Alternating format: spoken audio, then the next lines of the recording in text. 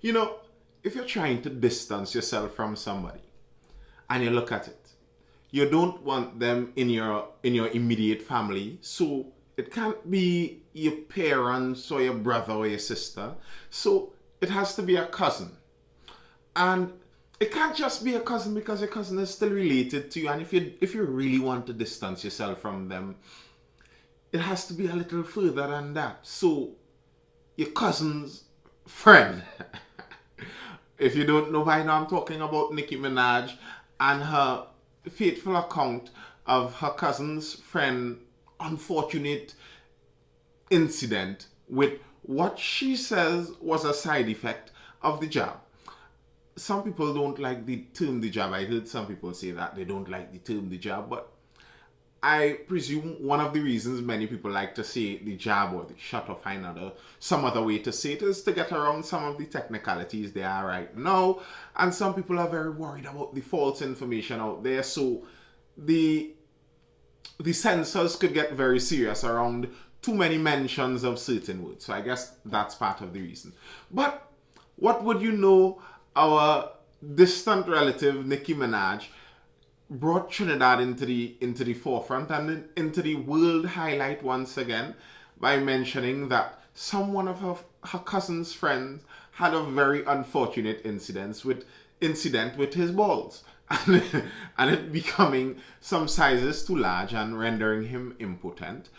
Let me just read the tweet to make that clear. My cousin in Trinidad won't get the shot because his friend got it and became impotent. His testicles became swollen. His friend was weeks away from getting married. Now the girl called off the wedding. So just pray on it and make sure you're comfortable with your decision, not bullied. Now listen, when I read this sounded straight up like she copied and pasted some auntie who sent her a message on WhatsApp and she mistakenly copied and pasted it onto her Twitter and tweeted it out. Because that sounds about like many of the messages you get from some of the older people when they're talking about some of the things they heard. And anecdotal evidence goes a long way, especially in certain generations and certain people. So they love their anecdotes. And can you really be angry with someone for quoting an anecdote they heard?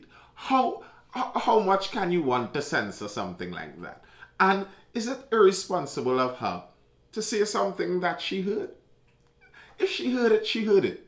Now, the part that is interesting to me is this doesn't have much sway on the American argument. That's what I said in the contemplation I did on that, because very likely if the lad got the injection in Trinidad and Tobago, very likely he would have gotten the Sinopharm injection. And they don't even offer that in the United States of America. So if you're in the USA and you're worried about the side effects of whatever that guy had, very likely you can't even get what he had. And further down in the comments, there were some people trying to, in the replies, some people were pointing out that it's very likely the guy may have stumbled himself upon an STD some weeks before marriage, and that may be the reason for it. That was what some people surmised. But my thoughts on this are that this was blown out of proportion because of the politicized nature of it. And then because of the nature of how the world develops and how information is shared in this day and age, you look and you see British journalists, official British journalists who 20 years ago would not have been caught dead talking about some cousin friend's balls in Trinidad and Tobago, some backwater island in the former British colony. And they're trying to get in on the act because Nicki Minaj has several million followers on Twitter. And if you could get her to reply to you, you may raise your profile a bit. I saw someone, this is the message you see from many people. They say something and try to get the Nicki Minaj attention, and then in the following message, well, follow me for so. And I understand in the present world, I mean, I am here and I tell you to follow me too, so how much I can complain about that. But when we see that we have commodified the whole likes and follows business, it makes how the interactions happen in the first place a little more strange. So the interactions with Nicki Minaj herself from the other people, and even in the natural scope of things. If you were speaking in person to a pregnant woman telling you this bit of anecdotal advice, what would you have done? Would you have called her an idiot? Like really, as a human being, a pregnant woman comes to speak to you and tells you that her cousin's friend in in her homeland had this issue with this treatment. And you may know better, you think you know better, but would you call her an idiot? Or would the response be laugh first and then try to have whatever sensible input you can have after that? And to make this all the more silly is part of the reason, or part of the thing that brought this to light, was the Met Gala. And I mean, if the lady don't want to go to the Met Gala, I find she should have not replied to that in the first place. But here we are still. And this Met Gala is a strange thing. These people, these celebrities, pay all this money to go there and make political statements that are antithetical to the way they live. So there was a celebrity politician there too, AOC. If you follow some American politics, you may know the name. She's a progressive politician, further out on the far left side. If you don't know what the far left side is, that's more on the socialist side. They are closer in agreement with collectivist style thinking, higher taxes, and the government helps people more. They may love it here. Well, we don't have that high taxes in Trinidad, if we're being honest, but the government does help quite a lot.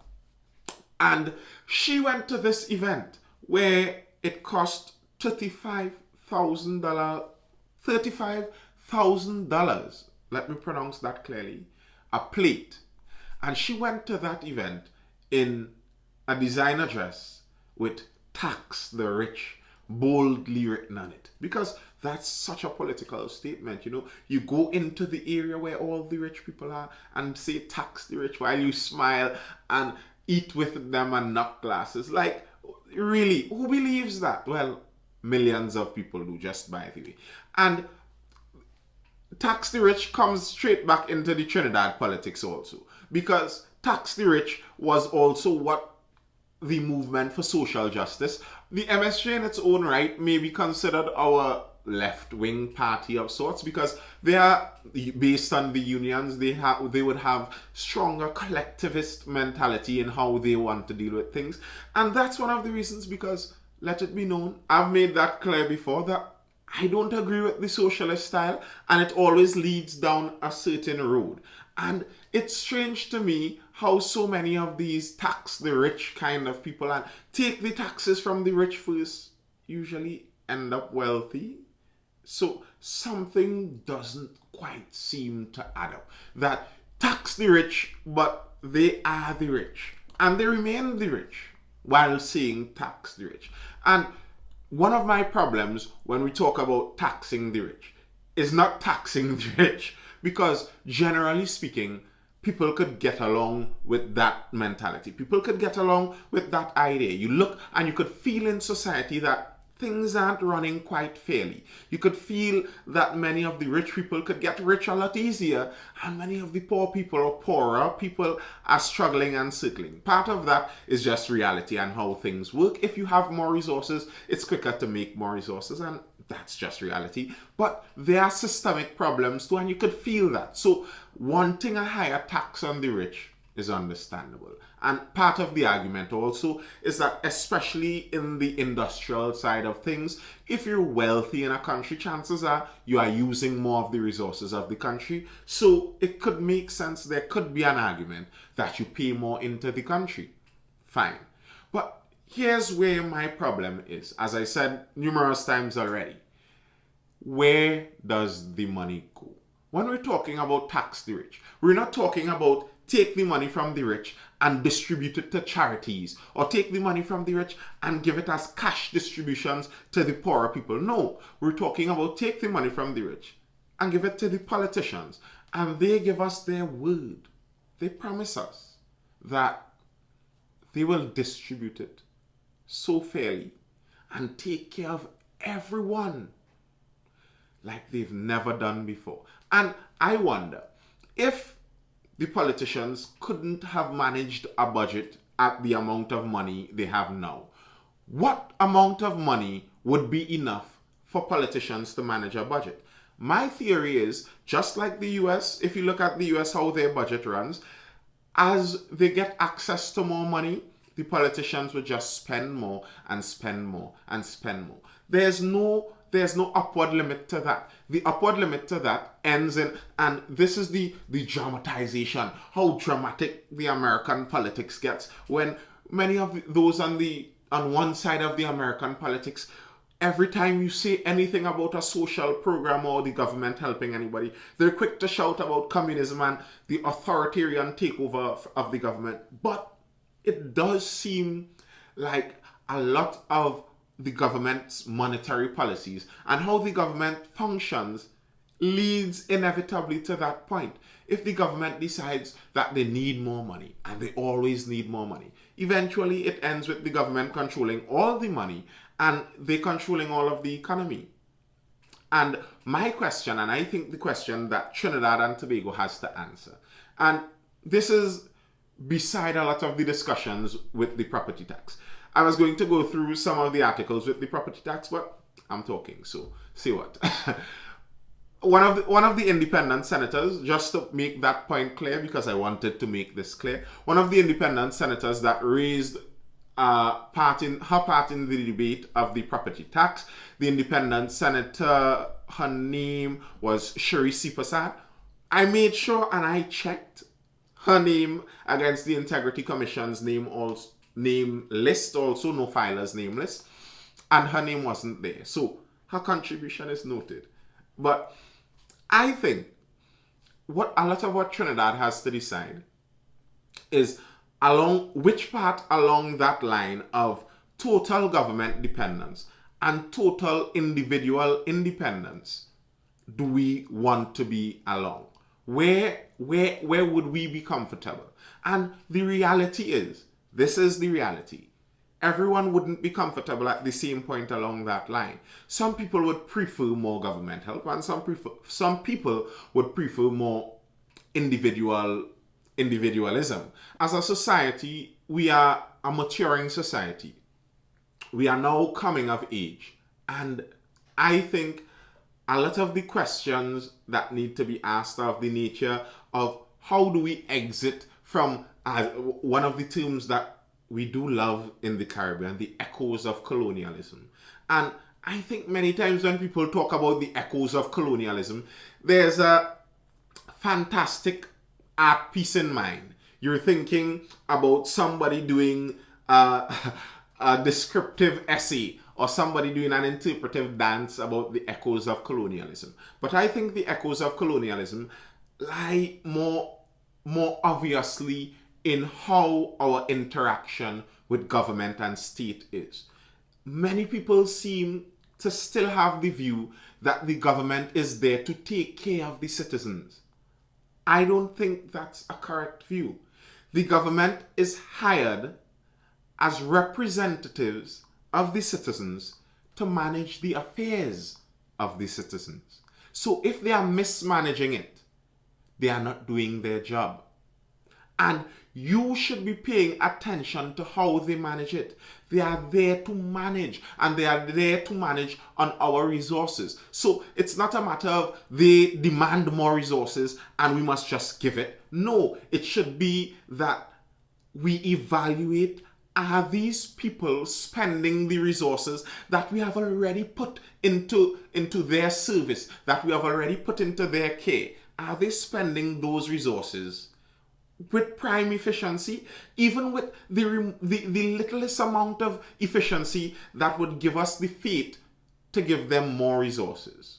So that's how I think, even when I see tax the rich, money itself could be analogous to power.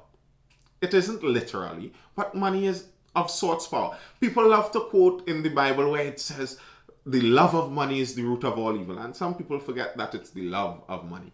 But the Bible also speaks about money answereth all things.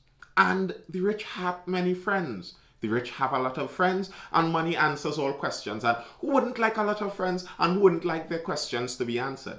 And in that sense, you could see how money in itself is power. So when we talk about taxing the rich, we're not just talking about getting money from the rich and distributing it through society. We're talking about accumulating more power to a government.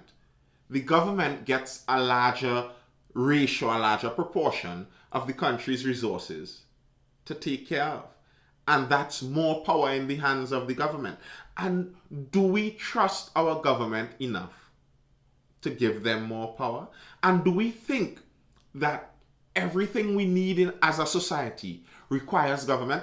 Today I was driving and I was noticing CPEP cutting grass at the side of the road.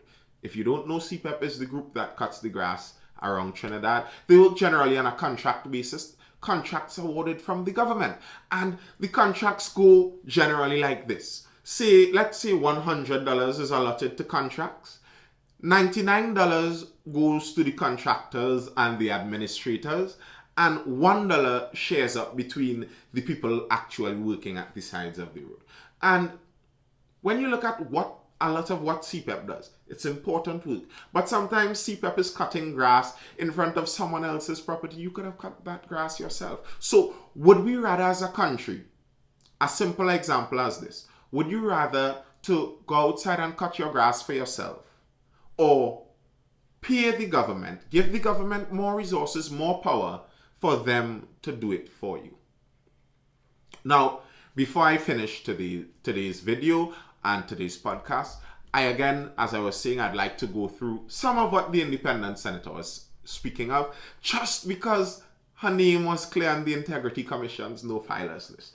Just because of that. And the point that she was trying to make, independent senator calls for increased tax collection. Independent Senator Shri Sipasad said the TT Revenue Authority Bill 2021 seeks to merge the Board of Inland Revenue and the Customs and Excise Division into one organization as part of an effort by government to boost tax administration and compliance in TT. One of the several points she was making, but two of the points that stood out most to me was, one, this seeks to increase the efficiency and help the work ethic of the different groups, the different former sectors that would now all be agglomerated under this one entity. And I don't know. I struggle to see how that would necessarily be done. I am not one that believes just because you change the look of something, you keep the same people, that it's all of a sudden going to function better. If someone has a bicycle and they don't keep it well, and you give them a Range Rover, they still wouldn't keep it well. It doesn't actually change, regardless of how many people believe otherwise. So I'm not sure that I believe the work ethic would really increase or improve under the TT Revenue Authority, unless there's better enforcement and better supervising, etc., which I again don't see happening. But the main point that she was making, and that many other people have made, is that Trinidad in general is not a very tax compliant society. A lot of the times, the people who pay taxes are the people who want to pay taxes. In Trinidad, if you don't want to pay taxes, especially if you work in entrepreneurship or the trades or many different fields, there are many different ways you could avoid nearly all taxes. And there are many people right now residing in Trinidad who pay next to no taxes, and they live at a level of leisure that you think, yes, they deserve to pay some tax. And that's a fair argument, especially if you have some people that are paying taxes. How would it feel if you know that you at a specific middle income level and people far wealthier than you at your middle income level with your salary, they're garnishing your salary. It all goes to the bank and the government takes what they take. And there are wealthy people who are finding ways around and paying less taxes than you. It doesn't feel good, and I can understand that. And in that sense, that's aside from my argument or my theory about why Trinidad is at the place that it's at, and our maturity and our moving out of colonialism. That's one point. But that's aside from the fairness factor of if some people are paying taxes, can it be fair to just leave some people to pay the taxes and then leave some people to not pay any? That cannot be fair. So would we go the route of nobody pay any taxes, or would we regularize it? And these are the questions throughout my contemplations, and even in the podcast and in the videos. I think these are some of the points I try to make, that many of the things that could look simple at a moment's glance aren't actually that simple in the long run. Probably I might be of the opinion of some people who are really far out there and say we should have very, very little taxation and allow people the freedom and individualism to mature and take care of their own country. But in the meantime, before you reach that point, are you going to only collect taxes from the middle class people and leave wealthy people to get away with it?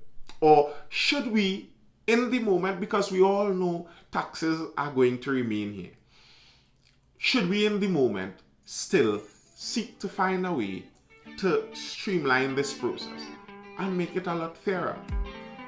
I understand the argument. What do you think? Drop a comment, tell me what you think. Don't forget to make sure and tap that like button. Not too hard, don't destroy anything. Just make sure it's selected and drop a comment, tell me what you think. Subscribe if you aren't yet subscribed, and share the video to those who may like this kind of content. And I'll see you again tomorrow for the next. And you feel the music rising with the time.